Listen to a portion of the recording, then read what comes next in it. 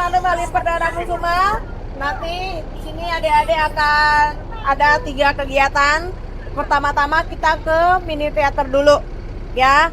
Nanti kita di sana nonton film. Adik boleh perhatikan filmnya apa-apa aja yang dijelaskan di sana. Di sana ada pesawat-pesawat yang adik-adik lihat tadi di Skadron Udara 2. Oke? Yang kedua nanti kita ke museum. Ke museum nanti di sana ada sejarah Lanut Halim.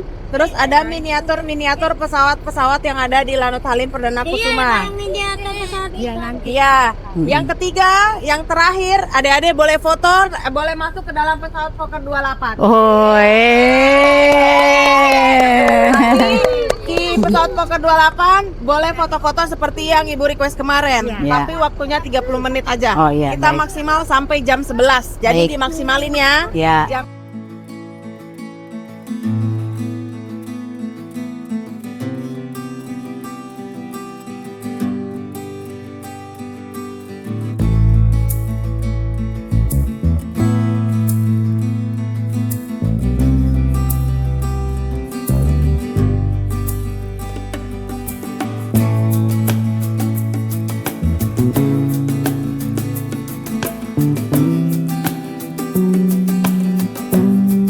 Ya.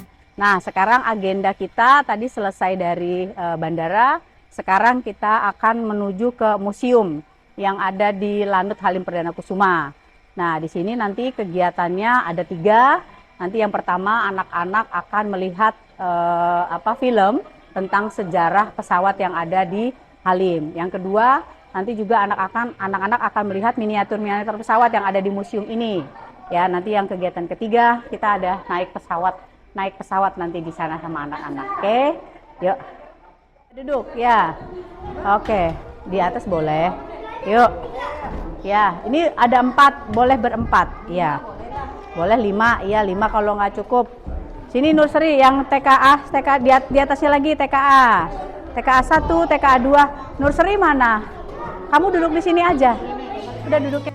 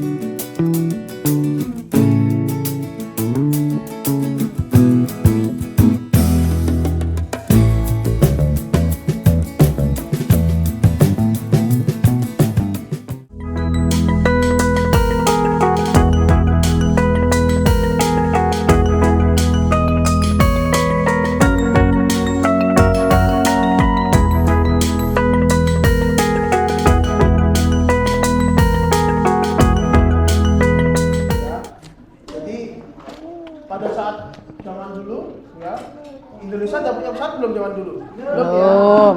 Nah, pada saat itu Indonesia sedang dijajah oleh negara Belanda. Kita sedang orang Belanda sedang ingin mengambil tanah kita atau sumber daya alam kita. Orang Belanda ke Indonesia menjajah kita, ya. Dan karena di Belanda itu awalnya menggunakan kapal, ya, jadi awalnya orang Belanda ke Indonesia pakai kapal. Karena kapal itu waktunya lama, ya, 6 tahun, ya. Karena lebih lama, akhirnya mereka mempunyai ide atau perkembangan berupa pesawat. Akhirnya mereka menciptakan lapangan udara. Di Belanda mereka membuat lapangan udara, dan orang Belanda juga yang di sini membuat lapangan udara atau lapangan terbang, ya. Yang mana akhirnya di Jakarta ini, di Batavia ini dibentuklah lapangan terbang, dulu namanya Pangkalan Udara Cincin. Dulu Belanda membina pangkalan Cincin, ya. Nantinya ketika pada saat Belanda sudah memiliki landasan di sini, ya, Belanda menguasai wilayah ini. Ya. Setelah Belanda wilayah ini, hingga kemerdekaan Indonesia, ya, hingga Indonesia merdeka, barulah kita mulai perebutan wilayah, merebut kembali bandara ini. Tetapi setelah Indonesia merdeka juga, Pangkalan ini masih mengibarkan bendera Belanda karena masih banyak orang Belanda yang di Indonesia. Ya. Dan pada saat itu juga Indonesia hanya memiliki satu pesawat bekas jajahan Belanda dan Jepang. Ya. Kemudian kenapa dinamakan Perdana Kusuma? Nah, sebelumnya Bapak Halim ini adalah pahlawan di Angkatan Udara. Nah, sebelumnya Bapak Halim pernah bersekolah di akademinya Angkatan Lautnya Belanda.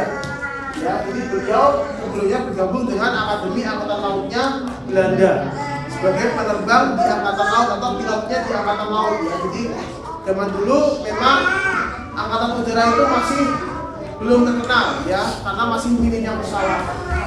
Dan akhirnya beliau, ya, karena beliau seorang yang cerdas dan pintar, beliau di Perang Dunia Kedua bergabung dengan Royal Canadian Air Force atau tentara udaranya Kanada, dan juga bergabung dengan Royal Air Force-nya Inggris atau bergabung dengan tentara Inggris di Eropa sana.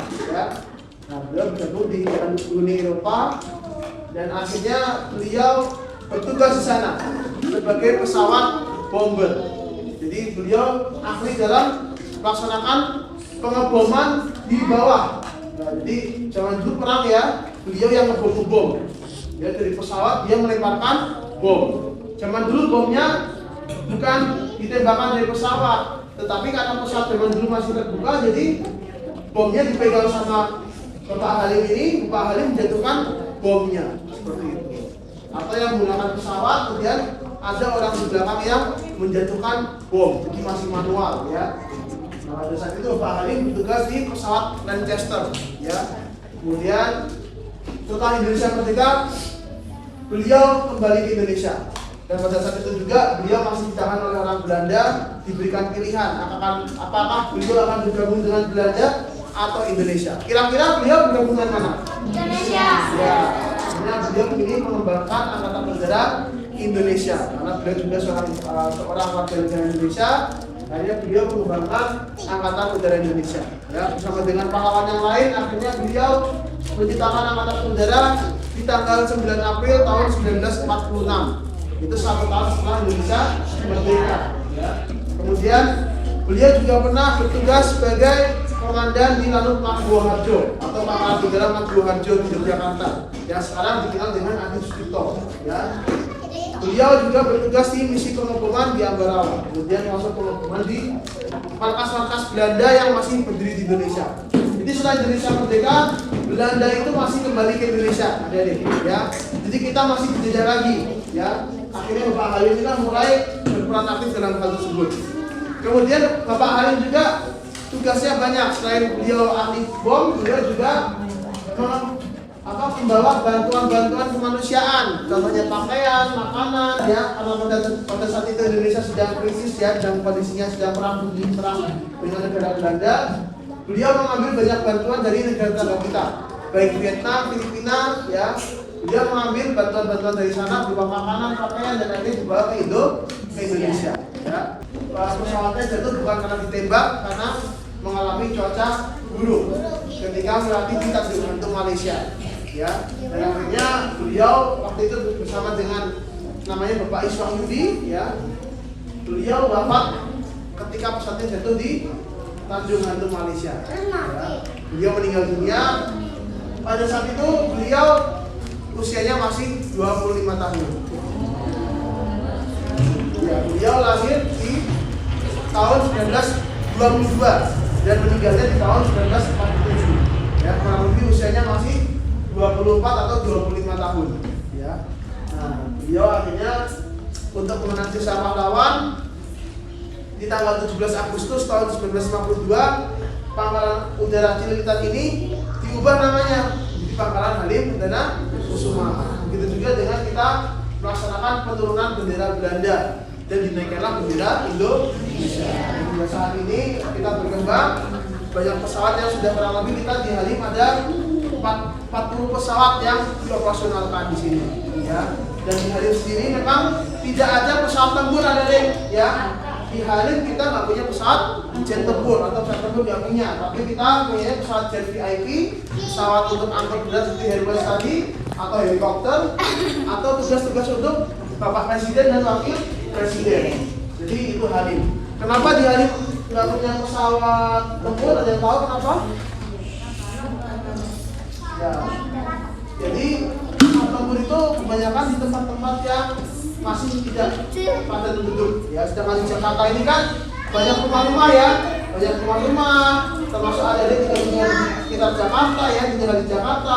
Jadi pesawat tempur itu sangat bisa mengganggu aktivitas masyarakat ya kalau misalkan di Jakarta, karena di Jakarta sangat penuh dengan sangat padat rumah-rumah ya, banyak rumah-rumah di Jakarta, banyak orang yang tinggal di Jakarta, jadi sehingga ditempatkan di ada yang di Pekanbaru, ada yang di Pekanbaru belum?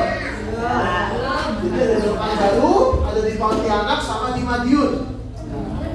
Jadi pesawat tempur tidak ada di Halim. Jadi ketika Bapak Presiden terbang, kita mendatangkan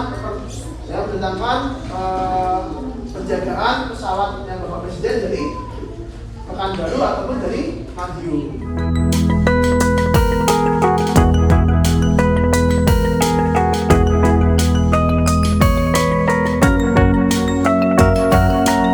Para penerbang atau para pilot. Pilot. Nah, kalau misalkan temannya Bapak Halim, dia pakai baju seperti ini ada deh ya. Temannya Bapak Halim pakai seperti ini. Dulu pesawatnya masih terbuka yang Bapak bilang ya. Kalau ngebom aja masih pakai tangan di tangan awal masih dikeluarin dari pesawat. Makanya pesawatnya masih terbuka.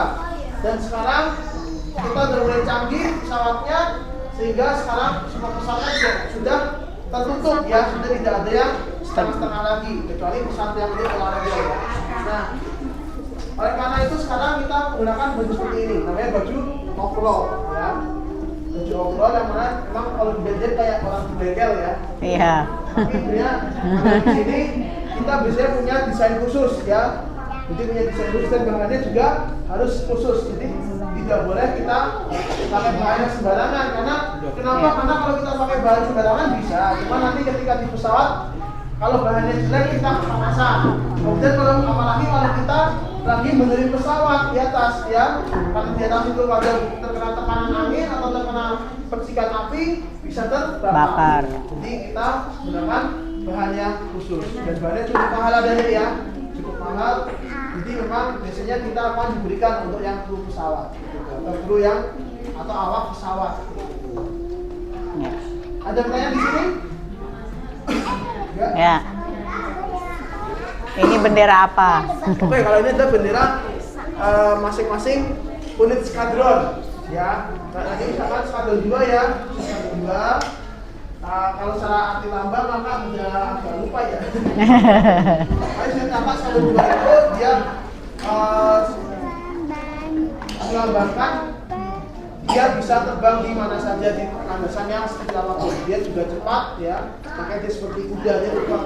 Beda sama dia 17, dia menggambarkan kereta kencana karena memang digunakan untuk pesawat-pesawat yang untuk yang VVIP dan VIP atau tamu-tamu yang khusus ya. Kalau 31 dia gambaran seperti mbak globe ya, mbak bola seperti orang itu juga dia memang digunakan awalnya untuk membawa pasukan dalam jumlah yang besar atau untuk angkut yang berat. Kemudian kalau di sini ada lambang, ini lambang satuan yang sudah lama ya, sudah lama di Bali, cuman karena kita pasang di sini karena memang dia salah satu sejarah awal mulanya logo pertama di Halim. Sedangkan sekarang Lanut Halim logonya seperti itu yang paling atas, ya, yang ada gambar globonya, ada sayapnya dan ada apa namanya steeringnya. Ya. Nah kalau yang di sini baru skadron udara 45, dia menggambarkan ada globe, ada burung di mana dia, jadi artinya filosofinya kalau skadron udara 45 karena dia helikopter, dia bisa mendarat di mana saja, mau di lapangan, mau di atas lautan, mereka juga bisa melaksanakan pendaratan atau penurunan pasukan atau menurunkan menurunkan personil atau orang-orang di atas lautan, baik di atas lautan, di atas gedung ataupun di atas lapangan yang kecil. Jadi fleksibilitas ya, kalau yang helikopter dia fleksibel bisa di mana saja.